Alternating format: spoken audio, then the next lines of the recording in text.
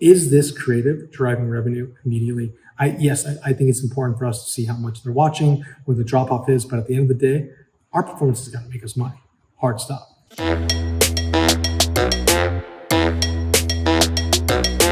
So now we have our two structures. We have our dynamic creative testing and we have our isolated asset testing. How do we look at it? How do we measure it? Here we go. We have a lot to talk through on this slide. Starting with dashboard number one. And it was the easiest way to show it this way because on the ad account, it's a little bit messy and there's a lot of things for you to see. At the top, the first part, and you'll see in all three of them, there's some different elements that I want you to really focus on when you are doing your own reporting.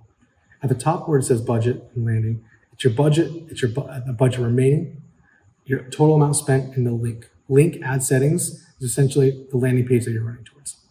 And you can kind of go down towards on the right, which your video performance and conversion rates. These are all custom metrics. I repeat, these are all custom metrics that you can build, thankfully, whether it's in ads reporting or directly inside your ads manager dashboard. And what we're really important and what we really want to focus on is the first one is the average view through play time. Second, which if you remember the last conversation when we talked about ADA, is your attention metric. 3-second video views divided by impressions. How many people are actually seeing it and staying towards 3 seconds? Next is 25% to landing page or your step one. 25% to add to cart or step two. 25% to purchase or goal. You see the thing we're going into. We want to see how much content is being consumed on the new asset tests and what it is correlated directly towards the end goal. We need a 25%, 50, and then 100%. Now there is an opportunity to go 75, 95. In our experience, going 25, 50 to 100 is more than enough for you to look at to understand if this content is worth it or not. Next is our click conversion rates, which is, we have it in our everyday dashboard, but it's even more important, especially in our new asset testing. We want to see what is our outbound click to landing page, outbound click to cart, outbound click to checkout, outbound click to purchase. You understand that? Outbound click, why that versus clicks? Outbound is an action taken off of Facebook. We want to see what are we driving towards our site, towards our page, away from an asset that Facebook owns. Then we go into like our site conversion rates. Again, another staple in all of our dashboards. Where's our landing page to add a cart, landing page to initiate checkout, and landing page to purchase? These are where we can really understand what is that ad doing? How far is it driving them onto actions on our site? Because sometimes we're going to have some great ads that don't drive conversions, but the costs and the efficiency of them getting them to the site where we can kind of pick that up in remarketing is extremely important and a major takeaway for us. Moving a little bit further, we have unique outbound click, which I've just explained. Unique, the only difference is we don't want any duplications of counting. We already kind of get that in our average view, average time watched. It does count replays there, so we want to really make sure that our outbound click is unique, just like we want for all of our purchase, initiate checkout, and add to carts as well. And lastly, at the bottom, our cost per unique landing page view, just the traditional funnel that we want to see. So at this, on performance dashboard number one, our main thing is what? The videos and the clicks. That's where we really want you guys to focus on. But if you want to continue to scroll right when you're in the dashboard, obviously there's a lot to look at. You will be able to see the revenue that ad is driving and the amount of purchases that are going as well. So let's look at dashboard number two. Now, the main takeaway here is it's not so much focused on the videos or the actual vanity metrics, top of funnel for that. We really want to see what's it doing towards our checkout funnel, towards initiate checkout and towards purchase as well.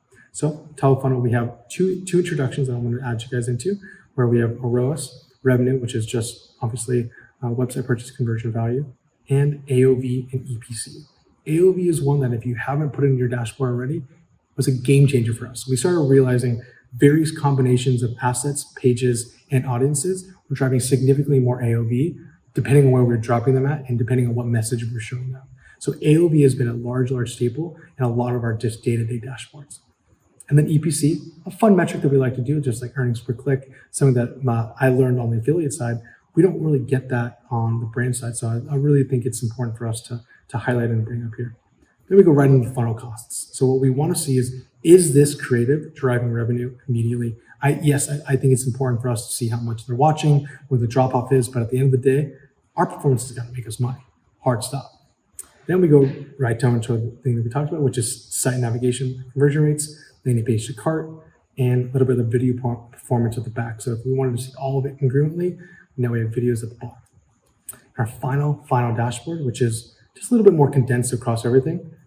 Budget, overall page and running, revenue, just like the last one, number 2.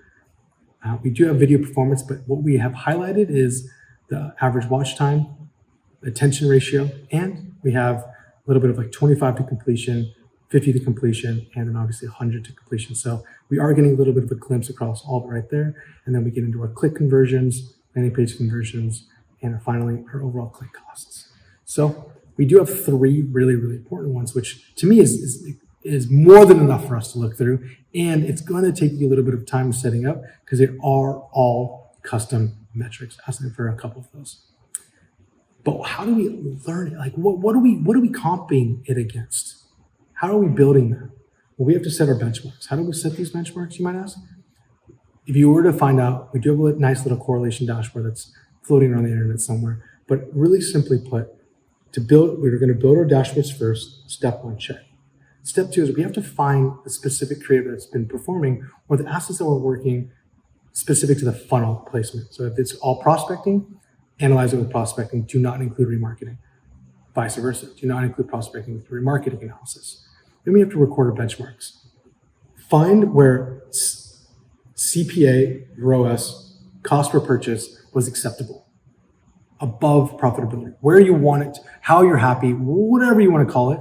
Find where that metric is, record that metric across the board, and what does it look like for your added cart, initiate checkout, and purchase? Cool. Now do it for the rest of your averages. You have to do this and you have to take inventory because if you're going to be launching creatives and testing consistently and you don't know what is winning or not winning, you're in for trouble.